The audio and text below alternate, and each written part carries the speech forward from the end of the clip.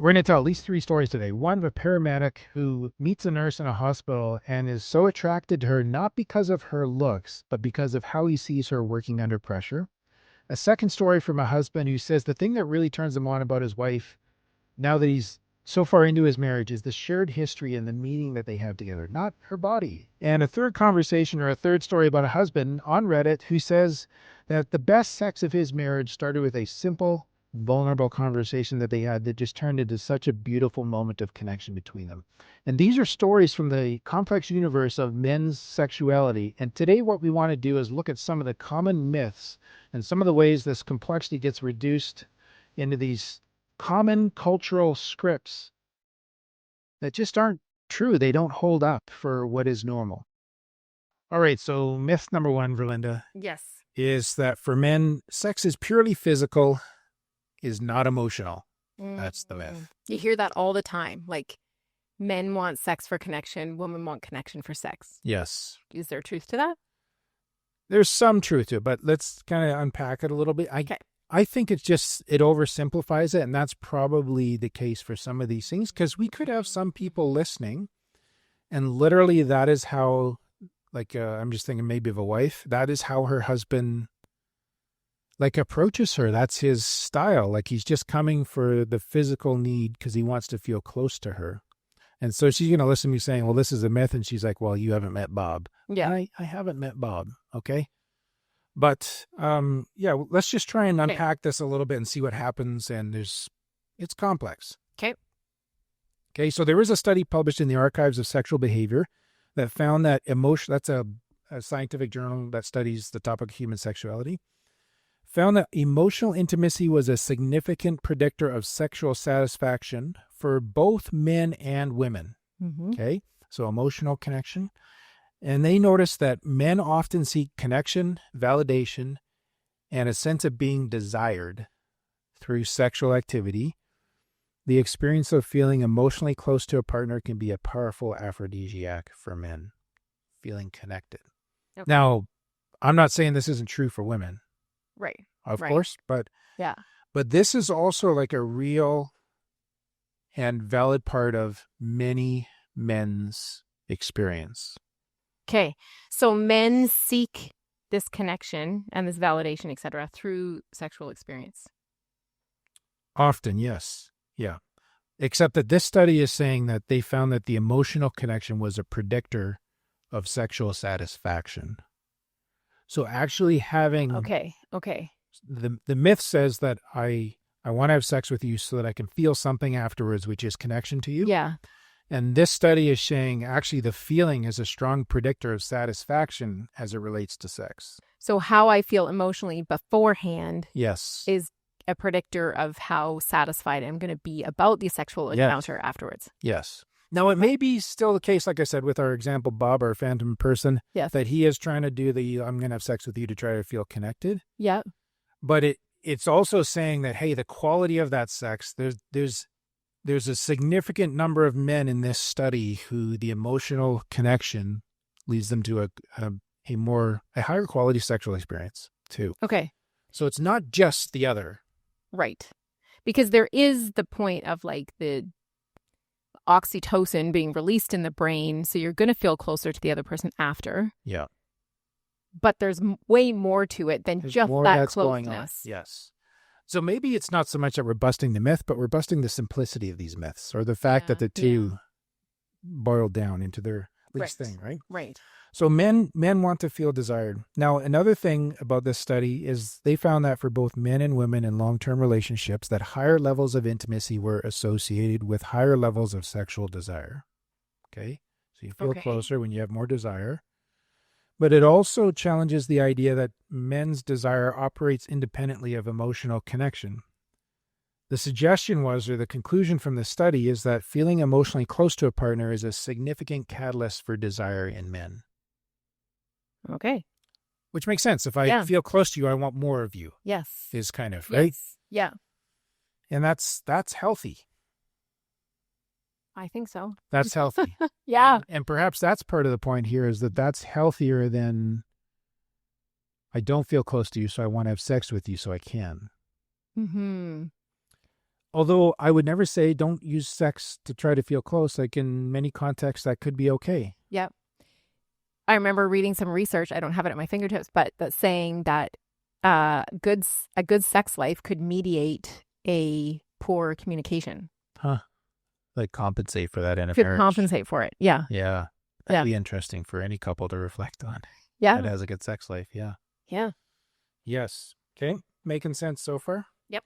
So another study from 2021, again, is not just that men have desire, but they want to feel desired as well. Mm-hmm. So this relates to sex, of course. So a 2021 article, a same journal, explored the daily functions in desire, and they found that perceptions of a partner's desire and commitment, so coming towards the male, were strongly linked to a man's own level of sexual desire on any given day. Okay. So there's like a reciprocative or a responsiveness or a mutuality to the desire. It's inbound and outbound. Yes. Right. And these two things can drive each other. Yeah.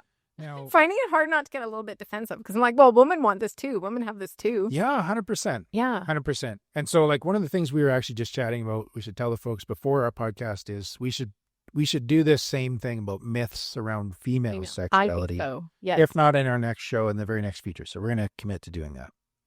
All right. Okay. Okay. Now, we've run into this. Verlin and I have been struggling in our show here a little bit because we can't share stories from our clients because we're both clinical counselors and that's protected by health acts and privacy laws and all that jazz. But thankfully, there are a lot of people out there who very generously share their stories on the internet. So we just go looking for them. And so here's a great story that one man left. The other night, we weren't even planning on it. We were just talking on the couch for an hour, really connecting about our fears, our future, and I felt so incredibly close to her. You kind of hear the elements of what we've been talking about, right? That feeling of being completely seen and accepted by her, that was arousal. This is his words. And the sex that followed was on a completely different level. It wasn't just about bodies rubbing together. It felt like an affirmation of everything we were talking about. Without that connection, it's just mechanics. And I think this beautifully illustrates this story of like how here's a couple that really emotionally saw and were seen by each other. Yes. Yes. Yeah. And had that deep emotional connection, and it naturally like that just progressed to sexual connection as well, which is a beautiful thing. Yeah. Yeah. So men also need to feel like safely connected and safe emotionally. Yeah. Yeah. And it may be kind of going back to where we started and ending with another expert on the topic here, Dr. Barry McCarthy, Mary. He's a professor of psychology, a certified sex therapist. He's wrote a lot of books on the topic. And he says that, or emphasizes that for men, good sex doesn't happen in a relational vacuum. Issues like unresolved conflicts, constant criticism, or emotional distance are major barriers to male arousal. So again, just saying like attend to the emotional needs and the quality of sex gets better. Yeah. Yeah. That's good. I like that. All good? Yep. Okay, now myth number 2 is that men always initiate sex. That's the second myth that we're dealing with here. And this sort of I think this ties more to a traditional myth or maybe a cultural script, which is like something that's embedded that is made to feel normal, that men initiate sex and women gatekeep it. And you see a lot of this in like comedy shows, right? Or in comedy routines of like the guy's trying to do something and she's stopping him. It's always like she has a headache. I've got a headache. She's too tired. Yes. Yes. All that kind of stuff. And these are cultural scripts, right, that lead to this myth that it's always the men initiating. Mm-hmm. Mm-hmm. Now, the reality is that in our culture that traditional roles are changing, and concurrently with that, researchers are measuring like increased satisfaction for both partners. Okay. So as men talking about desire. We're talking about men initiating, right? So it's balancing in our world. Like people are stepping away from this old idea. Yeah. And I mean, you say traditional, right? It could have been the case where a woman worked her butt off all day and fell into bed absolutely exhausted. And the man's like, where's my rights or whatever you want to call them? Conjugal right. Yeah. Yeah. It's like, 100%. I'm not saying it wasn't real back then. But I mean, is that because there's no emotional connection? Is that because of actual physical exhaustion? Like, there's a lot more to it than just initiating sex. It is, yeah. It is. But that's our point, too, which is what we're saying is like the myth is too simple. It doesn't work anymore. Yes. Agreed. Right? Yep. So those like sort of traditional thoughts or typical thoughts, maybe I should say, or cultural scripts, they can be abandoned for a couple who wants to have more mutual initiation in their sex lives, where there's some back and forth between it. Okay, so are you saying like this kind of limited women from initiating because men always were the initiators? Yeah. Like your job is to dread me approaching you and my job is to approach you. Okay. So we always talk about like the difference between desire and the willingness to be aroused. Yeah. Because there's some times where you don't have the energy necessarily to like arouse your spouse, but if there's a willingness to be aroused, then it's not a rejection or a gatekeep or a shutdown and that goes both ways, not just one way. Yeah. So it's a willingness to give and to receive. And if the more a couple is like flexible, can move around desire and arousal, like maybe one person has more desire, the other person isn't there for desire, but hey, I'm willing to be aroused. If you want this. Yeah, that balances the desire levels. Not that we're going to fall into a rut of doing that every time. Yes. Either. Yes. But like if desire moves back and forth and who's doing the arousal work moves back and forth, or it's mutual in some cases, like there's a moving towards together, or you both just don't want anything. Like that's all normal and possible and should be all on kind of level open ground. Yeah. Is what we're saying, instead of this idea of like your job is to stop me and my job is to try. Right. Yeah, agreed. So again, another story that we harvested from somebody generously sharing. Honestly, when my wife comes up behind me and kisses my neck and tells me she wants me, it's the biggest turn on in the world. For her to take the lead makes me feel seen and wanted in a way that just doesn't happen when I'm always the one asking. Right? So here's a man who's really inviting and loves initiation by his wife. Yeah.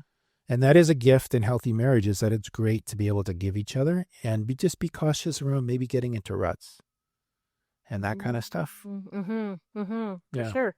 Yeah. And again, research here, I found this too, Verlinda, a study in the Canadian Journal of Human Sexuality, go Canadians, has shown that both men and women desire to be desired.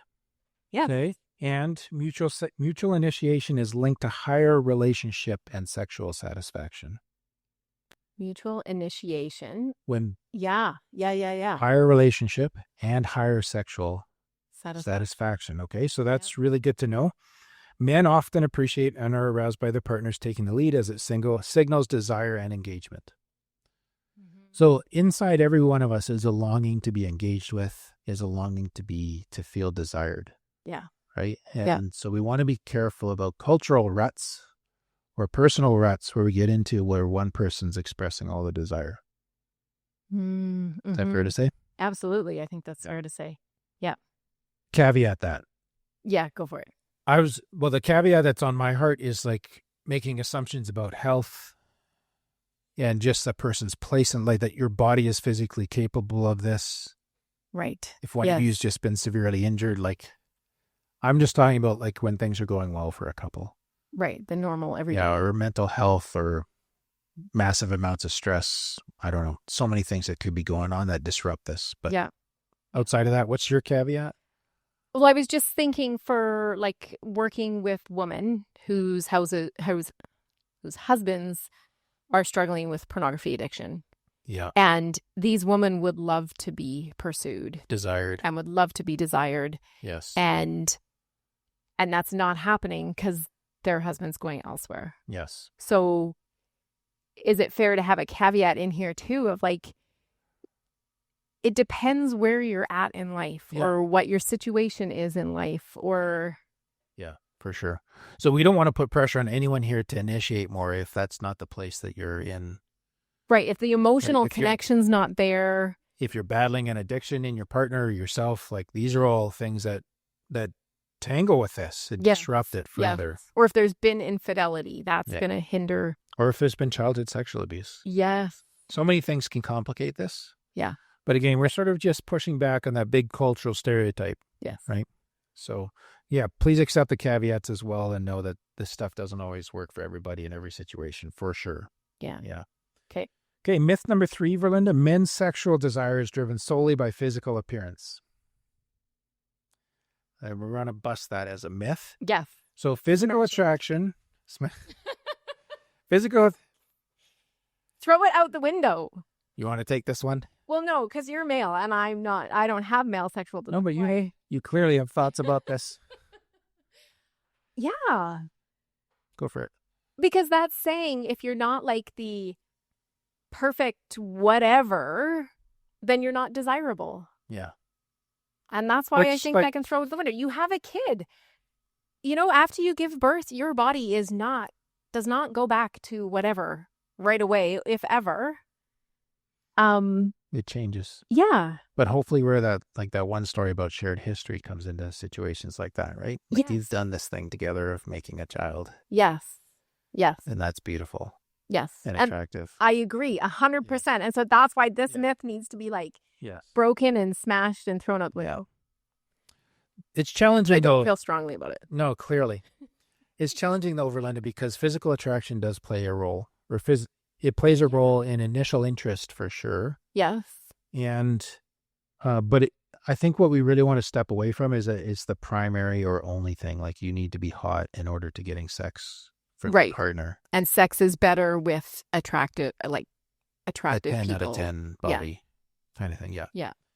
So it's delicate. And then there's issues of physical health and well-being in here too, right? And do we want to advocate for physical health and wellness? Yes, we do. Yeah, absolutely. Caring for our bodies is a gift that we give ourselves and to a degree our spouse and our family as well. Mm-hmm. But back to your question, do you need to have a fit body for your husband to desire you? And that should not be the case. So psychological research emphasizes that there are a variety of factors contributing to male attraction, okay? Okay. I'm just going to read some of them off here. Male attraction and desire. A partner's intelligence, humor, kindness. Oh, that's true. Think about kindness, right? I think you're much more attractive when you're funny. How are come? I went to say I'm going to be looking up dad jokes all evening now. I didn't mean it that way. But there's an attractiveness to humor, to intelligence when we can have a conversation. Yeah. But I think I interrupted you. Intelligence, humor. Confidence. Yeah. Yes. How much confidence you bring to a situation. And in established relationships, emotional connection, shared experiences, and a partner's expression of desire become increasingly important. Sorry, I wasn't listening. I was he's just looking at you. You're just looking at me. Okay, say that again. In established relationships, emotional connection, shared experiences, we've talked about these, and a partner's expression of desire become increasingly important. Yes. Right? So the idea that men are perpetually trading up based on looks is not supported by the science of long-term attachment and bonding. And I almost wonder if this is a struggle in the earlier parts of life where it's have I got the goodest looking partner I can get? Which is maybe, I don't know if that's been more of a guy thing in the past where they're looking for, they want that girlfriend or something like that. I don't know. The trophy.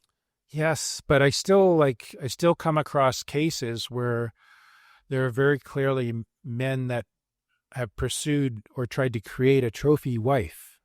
Okay. So I'm not saying this doesn't happen. There are men that function under these principles, under the myth.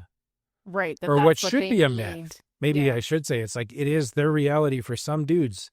That's not normal. It's unhealthy, and it's not good for long-term sexual and relational satisfaction. Mm-hmm. Maybe that's the part we're trying to bust here. Yeah. Okay.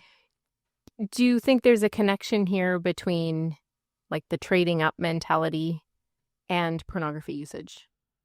Yeah, the problem with pornography usage, particularly in this area, is that it really links your brain to the idea that if you can find a hotter woman, if you're male and you're heterosexual, you'll have a higher sexual experience. Mm. And indeed, in an addictive context, there might be a greater hit. Okay. And so much so, this reprograms men's bodies to the point where they have what we call pornography-induced erectile dysfunction, PIED. So you've looked at so much porn that now, like, even a very healthy, attractive, in the person woman doesn't do it for you, because maybe the storylines that you've seen or the aggression or the violence or whatever happens in your fantasy is like so much more intense than what you get in real life, that your real life sexual expression is dampened to the point where you can't get an erection. And that requires like a total detox, because your brain is just escalating on a drug that can't be matched with real life and shouldn't try to be matched in real life. Right. Yeah. Yeah. Okay. So can men's sexual desire be driven by physical appearance? Physical appearance solely? It can be, but we want to bust the myth that this is normal, needs to be. that it needs to be, that it should be expected or acceptable even. Agreed. Yes. Okay, so a couple stories to support this. Okay. This one actually came off a blog comment. I'm a paramedic. I started dating a woman who's an emergency room nurse. You can see how they met. The first thing that truly made me, air quotes here, desire her had nothing to do with her looks, even though she's lovely. It was seeing her in her element at work. And I just love this guy's story. She was so competent, compassionate, and in control under immense pressure. Seeing her care for people with such strength and grace was an unbelievable turn-on. It was pure admiration. So he's using the term turn on loosely, I noticed. That respect and awe for who she is as a person is at the core of my attraction. It's a kind of desire that doesn't fade when we're tired or stressed or haven't been to the gym. It's an attraction to her character, and it's rock solid. That just like has all the feels for me. Can like you feel attraction to character. It's the who. Yes. It's the who. Yes. Love it. Yeah, me too. I'd definitely give this dude a hug if I knew who he was. Another one from a forum. After 15 years of marriage, do I still think my wife is physically hot? Yes, but is that what gets me going? Not really. This is one of the stories from our opening. What's truly arousing is our shared history. It's the inside jokes, the way she can finish my sentences, the feeling of complete trust. Do you get what's in there? That's like connection, right? Yeah. Yeah. It's watching her be an incredible mother to our kids. Sex becomes a reflection of that entire partnership, and the idea that I would trade that all for a younger, hotter body is insane. You don't build life with a body, you build it with a person. The desire is for the person. Another dude who's right on point here. Love it. It's like we're going for whole person intimacy here. Yes. Yes. Yes. I like 100%. that.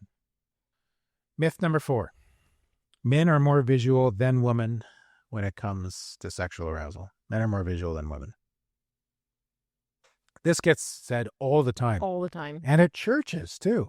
Yes. All the time. Men are more visual than women. Even how the eye was created for men to appreciate visual more. Women don't have eyeballs, or? They have different numbers of rods and cones, or I don't know exactly what the statistics were, but that one was a struggle for me to hear. Yeah. Church people, we need to do better. We do. Okay. Moving on. So it's the old idea that men are visual, women are not. Common cultural script. It's also shifting. It's interesting to me that like there's a lot more grooming of the male body than there used to be. I was going to say male grooming. Manscaping. Manscaping. Yeah. Right? Ads, devices, all this kind of stuff. And I also, like, another part that I've been tracking for the last 10 years as someone who's worked with pornography addiction is that the female increase in the consumption of pornography is significant. It's like 300 or 400%. And it's becoming the case that women in our cultural, so that's, I would call that a negative because I don't think that's serving women well. But it's also becoming the case in our culture, and I think this is probably a positive, that women have more permission to be aroused visually. Okay. Whereas in the past, it was suppressed or denied by cultural scripts. Like women are to be looked at and men are to do the looking. Yes. Okay. Now, okay. I'm not endorsing the objectification of men by women because I work with guys on the other side of that. Yes. Okay? Yeah. But I do think that that permission, that acknowledgement of this reality in female sexuality is good. That women can be visually aroused too. Yeah, absolutely. Yeah.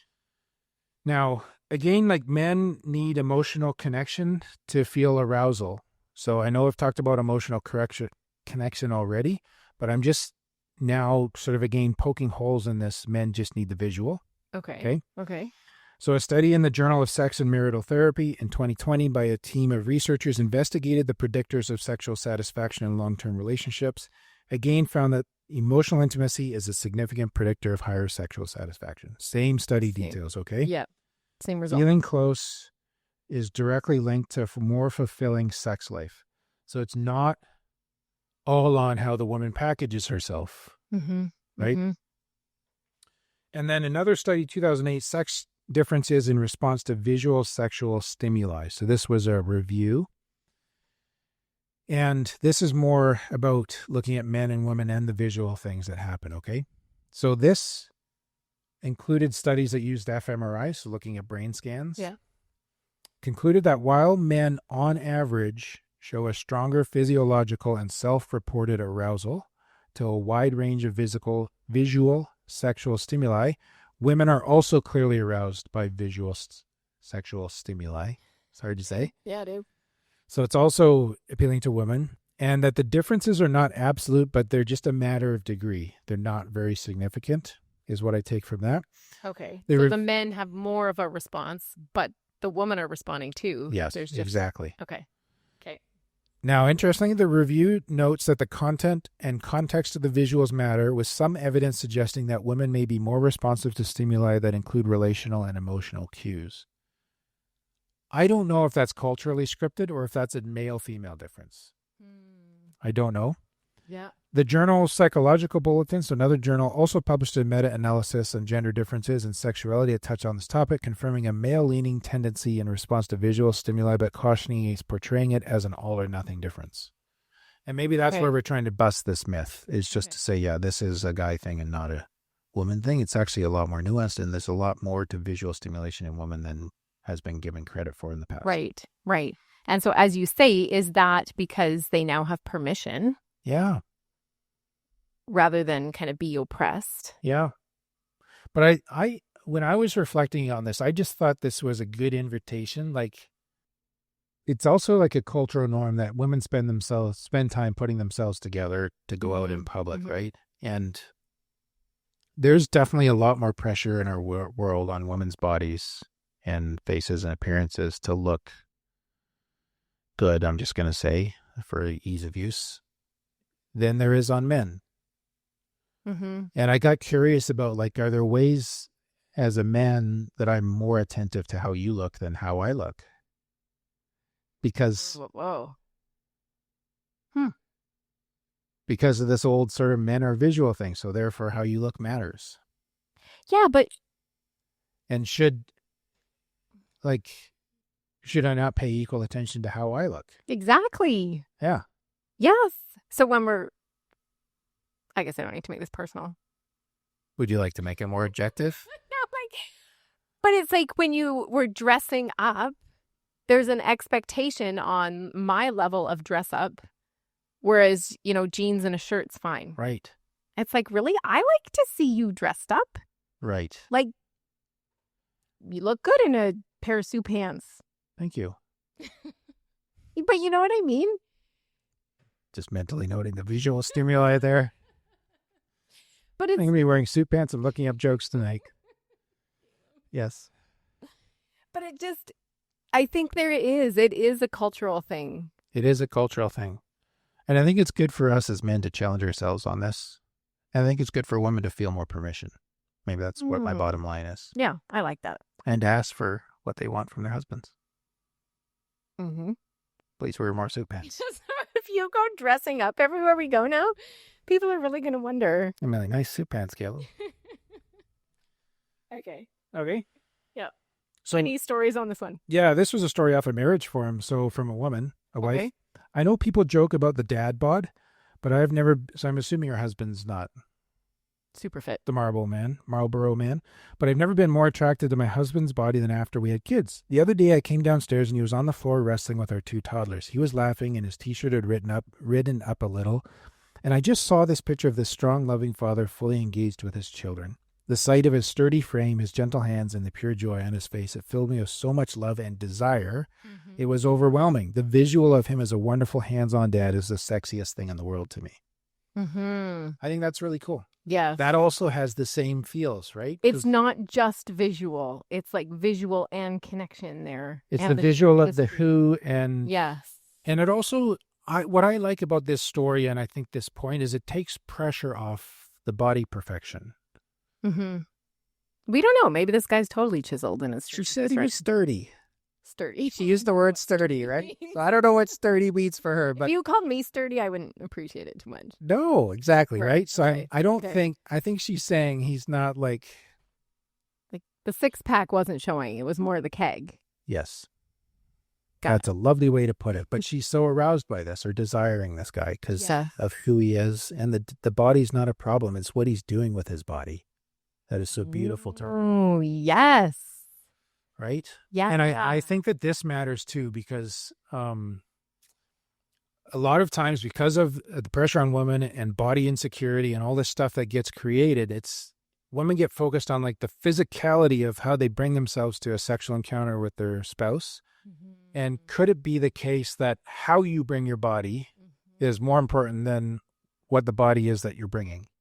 Than what it looks like. Because I know a lot of guys who love it that their wife is sexy in her approach to them. That's the turn on. In her character, in her demeanor. It's not like the specific measurements of her body, physique. Yeah. Well, I really hope that as women have more permission to be more visual, to desire more visually, that men don't get the same like body dysmorphia pressures, etc., that women have had for generations. Like it would be nice to kind of meet in the middle without all the baggage. If everybody could just learn to be accepting and compassionate, then yeah, for sure. Okay. Yeah. So that's all for today's episode. You can get the full show notes online or right up on our website at therapivo.com/289. And we're both therapists, so if any of this has touched a nerve or you realize, hey man, this is something I need to work on, maybe there's some dudes out there and you're like, I need to unpack some of my biases, my assumptions, my bad beliefs that I've got from pornography or these old scripts, we have people in our agency that can help you, and we'd love to do so. And again, you can reach out to us through our website at therapivo.com.